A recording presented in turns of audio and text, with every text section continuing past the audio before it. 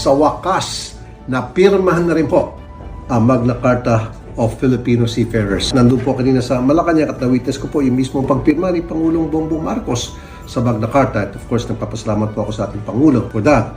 And maraming kong pasalamatan din. Kasama dyan yung ating counterparts sa lower house. Siyempre yung union ng mga seafarers na tumulong sa atin, yung AMASOP at marami pang iba. Yung DMW, Department of Migrant Workers, nandiyan po yung DOLE. Maraming taong involved sa pagbuo ng batas na ito.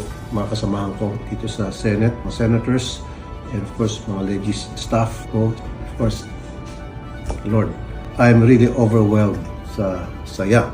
Maraming salamat. At mga seafarers, para sa inyo ito, wala akong masabi kundi saludo ako sa inyo. God bless.